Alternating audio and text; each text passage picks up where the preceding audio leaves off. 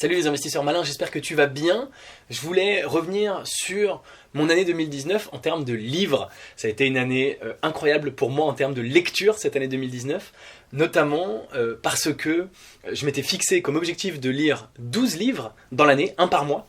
Et finalement, j'ai lu en 2019 26 livres, donc j'ai complètement explosé mes objectifs. Je les ai d'ailleurs revus en cours d'année. Je m'étais fixé 12 et puis quand j'étais à 12 en juin, je me suis fixé 24, c'est-à-dire 2 par mois, 24, j'ai fait un nombre rond.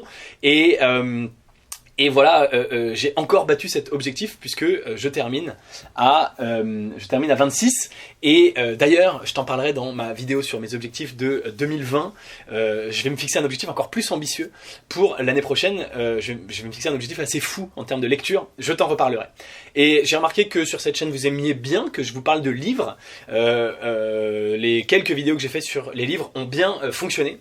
Et donc, je voudrais tout simplement revenir sur mes lectures préférées 2019. Alors, il y a des lectures qui m'ont plus ou moins marqué.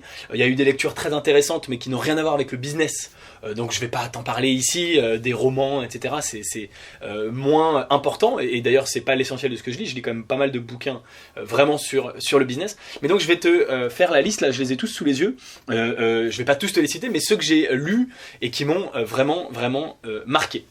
Alors, dans l'ordre de lecture au cours de cette année. Le premier que j'ai lu en début d'année, je crois que je l'ai terminé en février, c'est un bouquin dont je t'ai déjà parlé qui s'appelle Antifragile de Nassim Nicolas Taleb. Là, il n'y a pas mieux, Antifragile, il n'y a vraiment pas mieux comme livre sur l'investissement, comme livre pour comprendre les enjeux du monde dans lequel on vit et sur l'opportunité que l'investissement représente. Donc comme je t'en ai déjà parlé, je m'étends pas, mais c'est un bouquin absolument énorme et c'est peut-être le bouquin, c'est sûr même, c'est le bouquin qui m'a le plus marqué cette année en 2019, donc vraiment je te le recommande. Ensuite, alors j'ai lu quelques bouquins sur le copywriting, notamment Purple Cow de Seth Godin, donc la vache violette sur l'histoire de Milka. J'ai également lu Trust Me, I'm Lying et Influence et manipulation. Tout ça, c'est des bouquins sur le copywriting, le marketing, pour apprendre à mieux vendre, pour apprendre à être remarquable, à se faire remarquer, comme la vache violette de Milka, on ne peut pas l'oublier. Donc c'est pas mal. Trust Me, I'm Lying, j'ai pas forcément adoré, ça parle vraiment de comment manipuler des blogueurs et des médias et des journalistes. Ça parle vraiment pour le coup de manipulation presque malsaine. Purple Cow, c'est bien mais très court. Et bien sûr, Influence et manipulation, très connu. Et c'est de Robert Cialdini, je crois, ouais, c'est ça. Très connu et effectivement assez intéressant. Même si maintenant on en a tellement entendu parler sur YouTube, etc. que il y avait beaucoup de principes que j'avais déjà entendus, mais qui sont toujours intéressants. Ensuite, qu'est-ce que j'ai lu? Alors j'ai lu quelques bouquins sur la finance pure, très sympa. Enfin sur la finance, sur vraiment l'investissement pur. Notamment il y en a deux. C'est Où sont les yachts des clients? Where are the customers' yachts? C'est un livre qui date des années 30, je crois. Donc c'est assez marrant. Et c'est sur le pitch entre guillemets, c'est un mec il arrive à New York dans la baie de l'Hudson et on lui montre tous les yachts. Il dit ça c'est tous les yachts des banquiers de Wall Street. Et il répond, mais où sont les banquiers, où sont les yachts des clients? Parce que voilà, là c'est les banquiers qui sont très riches. Et c'est intéressant, ça te fait comprendre quelque chose qui était vrai dans les années 30 avec ce bouquin, et qui est encore vrai aujourd'hui, c'est que finalement, le système financier classique, Wall Street, etc., il est fait de plus en plus, il est fait pour que ce soit les banquiers qui gagnent de l'argent et pas toi. Et notamment, si tu prends le stock market, les marchés boursiers, eh bien, jusqu'à aujourd'hui, les banquiers prenaient une commission à chaque opération que tu gagnes, que tu perds. Dès qu'il y avait une opération, ils prenaient une commission et donc eux, ils sont sûrs de gagner. C'est comme le casino, le casino, ils sont sûrs de gagner.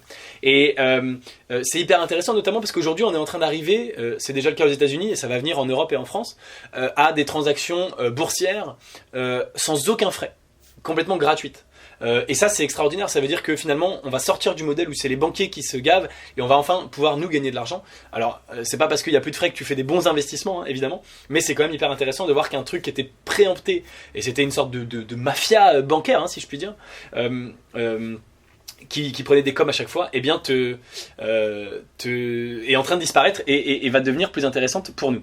Et alors l'autre que j'ai lu, c'est Warren Buffett et l'interprétation des marchés financiers. Alors ça, j'ai lu ça cet été, enfin l'été dernier, et c'est extraordinaire pour comprendre vraiment le raisonnement, les raisonnements derrière ce qu'il fait Warren Buffett. C'est un bouquin pas facile à lire parce que c'est vraiment voilà, de la finance pure et dure, quoi, mais hyper intéressant, et j'en avais fait quelques emails, je crois. Il faudra peut-être que je fasse une vidéo sur ce bouquin parce qu'il m'a vraiment plu et je l'ai trouvé hyper intéressant. Voilà, ça c'est pour de la finance pure. Alors ensuite, quelques bouquins que je vais encore te citer.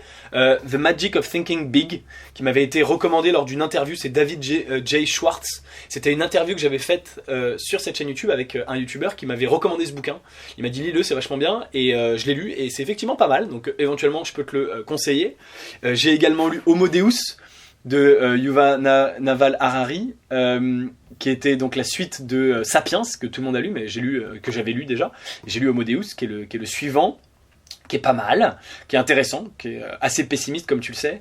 J'ai lu la biographie d'Elon Musk que j'avais jamais lu, est quand même très connue, et en fait c'était au mois d'août, j'étais dans la Silicon Valley et je me suis dit bon, je suis dans la Silicon Valley, il faut que je lise, c'était chez lui, quoi, tu vois. Alors même si en fait il est à moitié entre San Francisco et l'autre moitié à Los Angeles pour SpaceX, je me suis dit il faut que je lise ce bouquin. Donc évidemment hyper inspirant. Alors je savais déjà beaucoup de choses sur la vie d'Elon Musk, mais là lire sa biographie c'est hyper intéressant.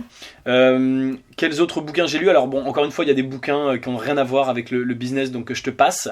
Il en reste deux dont je voudrais te parler. Premièrement, j'ai lu un bouquin vraiment sympa qui s'appelle Le Français qui possédait l'Amérique. C'est écrit par Pierre Ménard. Pierre Ménard, c'est un auteur qui a 26 ans, 28 ans, qui a moins de 30 ans, qui est très jeune, et qui écrit un pavé, c'est genre 450 pages. Le Français qui possédait l'Amérique, et c'est la vie d'Antoine Crozat, qui était milliardaire sous Louis XIV et qui possédait la Louisiane, et un mec qui est complètement tombé dans l'oubli. Il était l'homme le plus riche de la planète, hein. À l'époque il était plus riche que Bill Gates et aujourd'hui, milliardaire sous Louis XIV, et donc hyper intéressant. Alors c'est assez long comme bouquin, 450 pages, bon c'est assez indigeste, hein, mais hyper intéressant. Notamment moi je l'ai lu parce que je suis tombé dessus par hasard, je suis tombé dessus à la Fnac et je me suis dit tiens, la vie d'un milliardaire qu'on connaît pas, c'est toujours intéressant.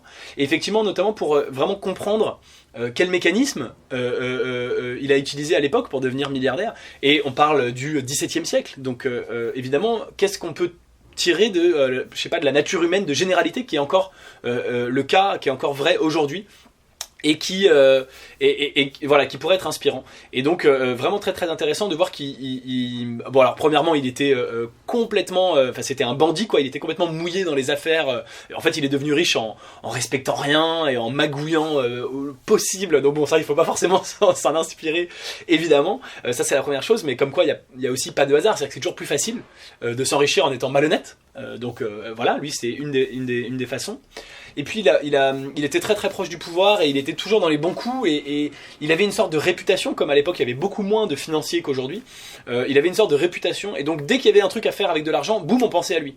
Et ça je trouve ça hyper intéressant, devenir un peu la personne de référence à laquelle on pense. C'est ce que j'essaye de faire bien sûr sur les startups. Quand on pense investissement, quand on pense startup, j'ai envie qu'on pense Léonis Investissement, Gabriel, et ça, j'ai trouvé ça hyper intéressant, et ça lui a apporté des opportunités comme ça à l'appel tout au long de sa vie. Il a vécu très vieux, plus de 70 ans, ce qui à l'époque était complètement dingue. Et voilà, vraiment devenir une référence, et comme ça tu as les opportunités qui te tombent dessus en fait. Alors il y a aussi beaucoup de gens qui ont essayé de le rouler, et d'ailleurs il s'est fait rouler dans la farine à certains moments, mais dans l'ensemble, si on fait le bilan, je crois que c'est hyper positif, et ça c'est vraiment hyper intéressant. Voilà, les opportunités lui tomber dessus entre guillemets, et ça c'est vraiment un truc que j'en ai tiré. Et puis il a beaucoup utilisé il a beaucoup prêté d'argent à l'État français pour financer les différentes guerres de Louis XIV, puis je crois de Louis XV. Donc très intéressant de voir comment il a aussi fait fortune comme ça, avec des bons d'État, des bons du trésor. Et puis le dernier bouquin que j'ai lu cette année, dont je voudrais te parler, encore une fois j'en saute beaucoup, mais vraiment bouquin intéressant, c'est le bouquin qui s'appelle The Four, les 4, de Scott Galloway. The Four, il m'a été recommandé par un ami, et donc ça parle des GAFA, hein. The Four c'est Google, Amazon, Facebook et Apple. Et très honnêtement, quand il m'a été recommandé, je me suis dit ouais bon, un bouquin sur les GAFA, ok, on a compris, les GAFA c'est les meilleurs, blablabla. Et j'avais pas hyper envie. Très honnêtement, quand mon copain m'a conseillé ce bouquin, mais il a insisté, il m'a dit non lis-le, c'est hyper bien, etc. Bon, je me suis dit tu sais quoi, j'aime lire, on va tester. Et ben j'ai adoré, hyper intéressant, et j'ai appris et compris des choses sur les GAFA que j'avais jamais compris auparavant. Alors que pourtant, Dieu sait qu'on en parle, et moi bien sûr, Dieu sait que je m'y intéresse, les startups, etc. Et j'ai vraiment compris des choses que j'avais pas compris jusque-là, hyper intéressantes, et qui m'ont aussi servi pour mon métier d'investisseur dans les startups. Vraiment, parce que bien sûr on le sait, hein, les GAFA ils rachètent énormément de startups. On dit aussi qu'ils ont un peu la main mise sur l'écosystème. Parfois des gens pensent, et ils ont potentiellement raison, qu'ils empêchent un petit peu l'écosystème ils verrouillent un peu l'écosystème, etc. Ils préemptent un certain nombre d'innovations, de brevets, enfin il y a plein de choses. Et encore une fois, un point de vue hyper intéressant en tant qu'investisseur, donc que je te recommande pour comprendre le monde dans lequel on vit. Hein. Le monde dans lequel on vit est de toute façon influencé de façon énormissime par les GAFA, donc c'est vraiment important de saisir ça. Et vraiment un bouquin que je te recommande, encore une fois, j'ai été hyper agréablement surpris. Voilà pour donc mes lectures de 2019. Je te parlerai de mon défi un peu fou de mes lectures de 2020 dans ma vidéo des objectifs 2020. Donc bien sûr, je te conseille de ne pas la rater. Elle va sortir, je pense, tout début janvier, dans les premiers jours de janvier. Et puis, voilà, dis-moi toi en commentaire quel bouquin tu as lu et apprécié en 2019. Je le rajouterai sur ma liste de lecture parce que du coup j'ai besoin d'idées de bons bouquins. Donc dis-moi ton bouquin préféré de 2019 et je le rajouterai à ma liste de lecture. Voilà, dis-moi ça en commentaire, comme ça je bien sûr continue à lire de super bouquins intéressants et à t'en parler sur cette chaîne. Et bien sûr, merci d'avoir regardé la vidéo jusqu'au bout. Si elle t'a plu, aime-la, partage-la. Si t'es pas encore abonné, abonne-toi pour ne pas rater les prochaines vidéos sur les prochains bouquins, etc. Et tu peux même activer la petite cloche et je te dis à très bientôt. Ciao.